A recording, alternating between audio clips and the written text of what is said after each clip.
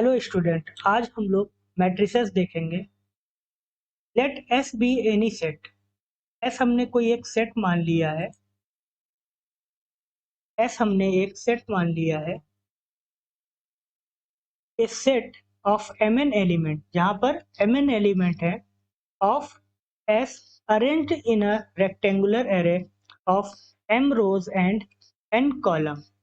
यहाँ पर हमने एस एक सेट माना है, यहाँ पर एम एन एलिमेंट है और ये एम रोज, ये एम रोज हैं और एन कॉलम की मैट्रिक्स है। इसे हम एम बाई एन लिखेंगे, इस तरीके से डिनोट करेंगे। और इसके एलिमेंट जो माने हैं हमने इस तरीके से माने हैं, A11 A12 up to A1n। इसी तरीके से A21 A22 A2n up to AM1 AM2 up to AMn। तो ये एक m क्रॉस n की मैट्रिक्स होती है। यहाँ पे लिखा हुआ है स्कार्डा m cross n matrix over S। Clear? अब देखिए कुछ एग्जाम्पल देख लेते हैं। यहाँ पर एक मैट्रिक्स दी है, ये एक 2/3 की मैट्रिक्स है over the set of n। n मतलब यहाँ पे नेचुरल नंबर की बात की गई है। यहाँ पे जो एलिमेंट है वो नेचुरल नंबर के एलिमेंट है। इसी तरीके से एक दूसरी मैट्रिक्स ली गई है 2/2 की over the set of z। Integer की एक मैट्रिक्स ली गई है, जो इसके एलिमेंट है वो सब इंटीजर्स में है, 1 -1 -1 और 1। इसी तरीके से एक और मैट्रिक्स ली गई है 2/3 की मैट्रिक्स है over the real number, over the real number. क्योंकि यहाँ के जो एलिमेंट दिए हुए हैं, यहाँ के जो एलिमेंट दिए हैं वो सभी रियल नंबर में बिलोंग करते हैं। 1 √2 √3 0 1 -1। इसी तरीके से एक और एग्जाम्पल लिया गया है, ये 2/2 की मैट्रिक्स है over the set of C। Complex number का एक सेट है, उसके लिए ये मैट्रिक्स है 1 I 2 3 + I। ये I जो है 3 + I है, ये एक कॉम्प्लेक्स नंबर है। क्लियर? आगे देखते हैं।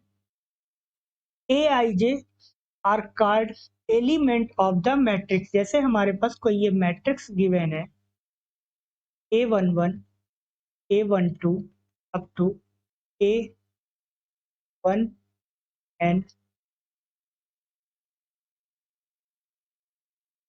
A21 A22 up to A2n। इसी तरीके से AM1 AM2 up to AMn। यहाँ पर एक हमने एलिमेंट ले लिया Aij, तो इसका एक एलिमेंट है, ये डिनोट करता है पूरी मैट्रिक्स को। तो अब इससे हम समझेंगे, यहाँ पर अगर हमने Aij की वैल्यू, अगर हम Aij की वैल्यू 0 के बराबर पुट कर दें, इसका मतलब हुआ यहाँ पे सारे एलिमेंट जो होंगे वो 0 हो जाएंगे।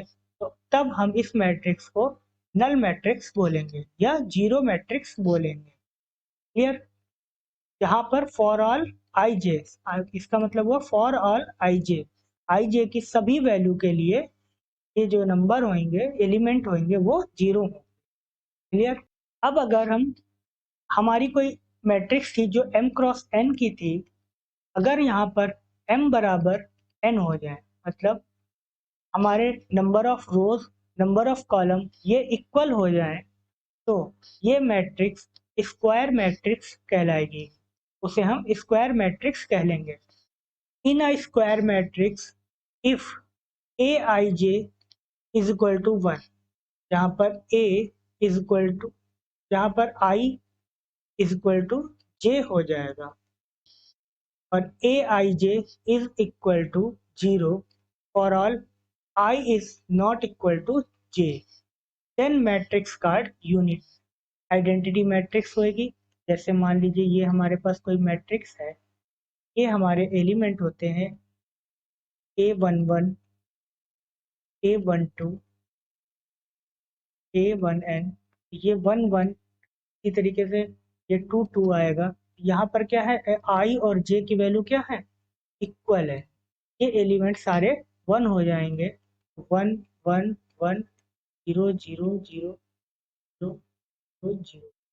ये एक आइडेंटिटी मैट्रिक्स हो जाएगी, इसको हम I3 से डिनोट करेंगे। क्लियर? क्योंकि ये 3 by 3 की स्क्वायर मैट्रिक्स है। इसी तरीके से अगर ये m/m की मैट्रिक्स होती और ये आइडेंटिटी मैट्रिक्स होती 1 1 1 और 0 0, इसी तरीके से पूरा 0 एलिमेंट होते, इसको हम IM से डिनोट करते। Clear?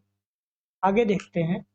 In I square matrix if Aij is equal to 0 or all I is not equal to j, then matrix called diagonal matrix।